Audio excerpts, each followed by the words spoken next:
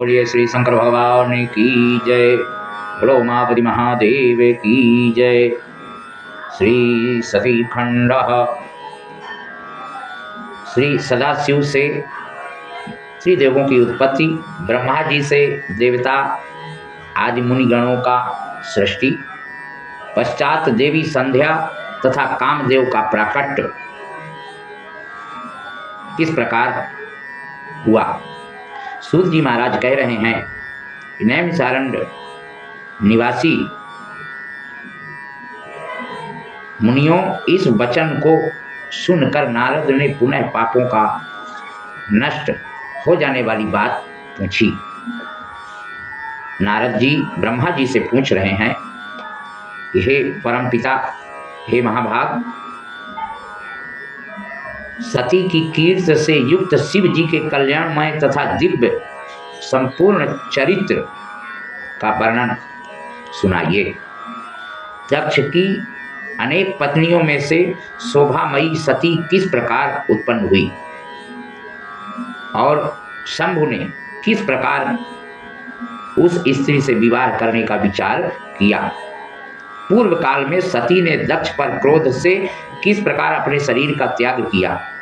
पुनः हिमालय की कन्या पार्वती हुई। भगवान सदाशिव पार्वती का कठोर तप तथा उनका विवाह किस प्रकार हुआ। शिव की अर्धांगिनी कैसे बनी। हे परमपिता, उन सब बातों को सुनाइए। ब्रह्मा जी कह रहे हैं कि परम पावन कल्याणकारी पूर्व काल में परोपकार के लिए विष्णु द्वारा महान भक्ति से पूछे जाने पर शिव जी ने भक्त विष्णु से इनका वर्णन किया था। हे मुनि सत्तम, उनके वामांग से विष्णु, दक्षिणांग से ब्रह्मा और हृदय से रुद्र की उत्पत्ति हुई। मैं ब्रह्मा सृष्टि करने वाला और विष्णु पालन करने वाले तथा रुद्र स्वयं लय करने वाले उत्पन्न हुए। हे महामुनि, जिस समय ब्रह्मा ने मरीचि, अत्रि, पुलह, पुलस्त, अंगिरा, क्रतु, वशिष्ठ, नारद, दक्ष एवं भृगु इन मानस पुत्रों की सृष्टि की, उसी समय मेरे मन से एक सुंदर रूप वाली श्रेष्ठ युवती भी उत्पन्न हुई। उसका नाम संध्या रखा गया।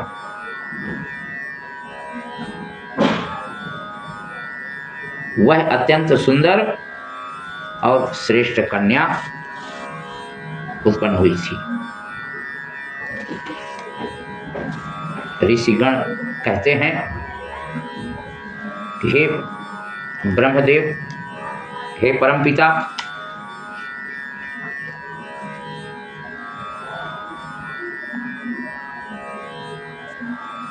उस पुरुष को देखकर मेरे दक्ष आदि पुत्रों का मन आश्चर्य से भर गया। वासना से आकुल चित्त वाले मेरे उन पुत्रों का मन शीघ्र ही विकृत हो गया। उन्हें थोड़ा भी धैर्य नहीं हुआ। वह पुरुष दृष्टा तथा जगतपति ब्रह्मा विनय भाव से सिर झुकाकर और कहने लगते हैं। उसी समय एक पुरुष उत्पन्न हुआ। उत्पन्न होने के बाद उस पुरुष ने ब्रह्मा जी से पूछता है कि मेरे लिए क्या आदेश है, मुझे बताइए। ब्रह्मा जी उस महात्मा पुरुष से कहते हैं कि तुम अपने इस स्वरूप से और पुष्पों के 5 बाणों से सभी स्त्री पुरुषों को मोहित करते हुए सनातन सृष्टि की रचना करो। इस चराचर त्रिलोकी में जीव और देवता आदि कोई भी तुम्हारा उल्लंघन करने में समर्थ न होवे। समस्त प्राणियों का विचित्र मन तुम्हारे पुष्प बाणों का सुखपूर्वक भेदन योग्य लक्ष्य होना चाहिए।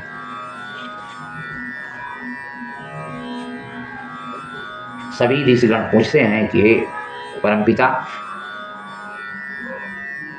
उस पुरुष का नाम क्या दिया गया? सभी ऋषिगण ब्रह्मा जी से उत्पन्न उस पुरुष को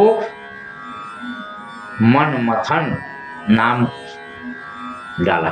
सभी लोगों में तुम सुंदर रूप वाले हो, तुम्हारे समान कोई भी सुंदर नहीं है, इसलिए हे मनोभाव तुम्हें काम के नाम से भी जाना जाएगा, विख्यात होंगे। इस प्रकार सभी मुनिगणों के द्वारा उस पुरुष का नाम कामदेव पड़ा। कामदेव अपने 5 पुष्प आयुधों को लेकर वहीं पर गुप्त रूप से स्थित होकर विचार करने लगा। वो 5 पुष्प बाण कौन से हैं? हर्षण, रोचन, मोहन, शोषण तथा मारण नामक ये 5 अस्त्र मुनियों को भी नहीं छोड़े।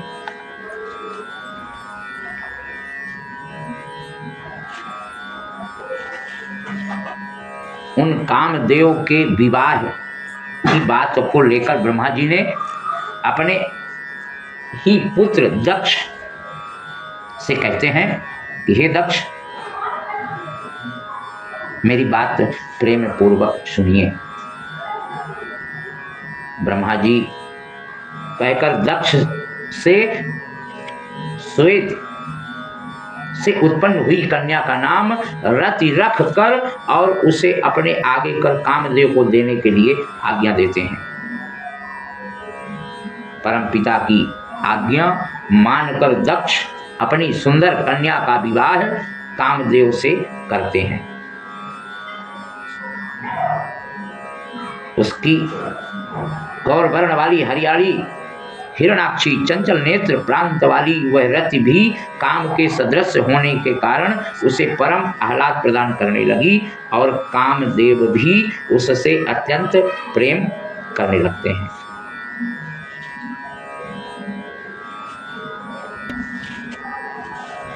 ब्रह्मा जी की मानस पुत्री संध्या द्वारा तपस्या करना, भगवान शिव का दर्शन पाना, संध्या द्वारा की गई शिव स्तुति संध्या को अनेक वरों की प्राप्ति कराती है। शिव तत्व में वह प्राप्त करके शिव तत्व को प्राप्त किया। महर्षि मेधातिथि के यज्ञ में जाने का आदेश प्राप्त करती है। लेकिन कैसे? संध्या रूप निराकार ज्ञान गम्य तथा दिव्य मई कन्या तपस्या करती है। भगवान शिव जी उनको दर्शन देते हैं। दर्शन से वह भगवान शिव की स्तुति वंदना करते हुए वरदान मांगती है कि हे प्रभु, अगर मुझ पे प्रसन्न हैं तो मुझे वरदान मेरे अनुरूप दीजिए। भगवान शिव संध्या को वरदान देते हैं तो वरदान में क्या मांगती है? पहला वरदान मांगती है कि पृथ्वी में उत्पन्न होते ही कोई भी प्राणी सद्यः काम युक्त ना हो। मैं अपने आचरण से तीनों लोकों में इस प्रकार प्रसिद्ध हूं कि जैसे कोई दूसरी स्त्री ना हो। मैं यही पहला वर मांगती हूं। दूसरा, जो मेरा पति हो वह भी मेरा अत्यंत सुहृद बना रहे। जो कोई भी पुरुष मुझे सकाम दृष्टि से देखे उसका पौरुष नष्ट हो जाए, वह नपुंसक हो जाए। भगवान महेश्वर उनको वरदान प्रदान करते हैं।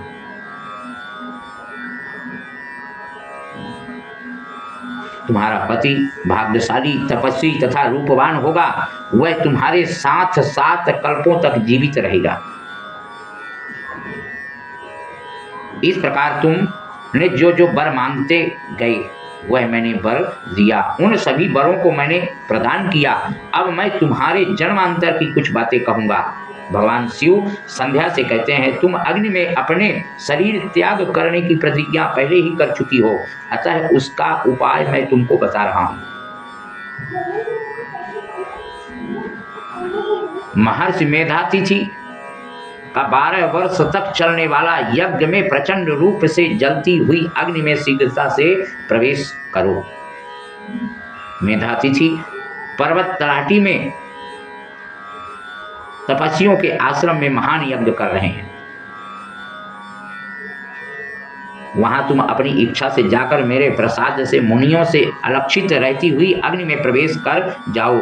फिर तुम यज्ञ अग्नि से प्रकट होकर मेधातिथि की पुत्री बनोगी और अपने मन से जो कोई भी श्रेष्ठ पति के रूप में वांछनीय हो, प्रसन्न हो, उसे अपने अंतःकरण में रख कर अग्नि में अपना शरीर छोड़ना।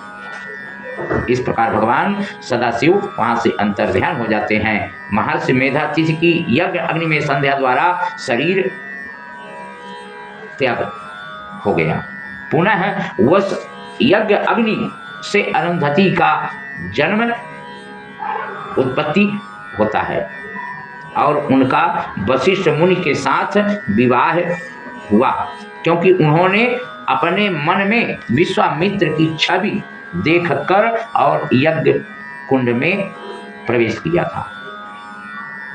मुनि सप्तम। इस प्रकार संध्या का वर्णन संपूर्ण मानव कामनाओं को फल देने वाला शिव तत्व होता है, जो शुभ व्रत वाला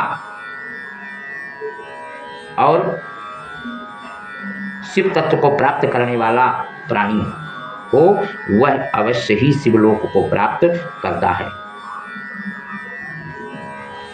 बोलिए श्री शंकर भगवान की जय।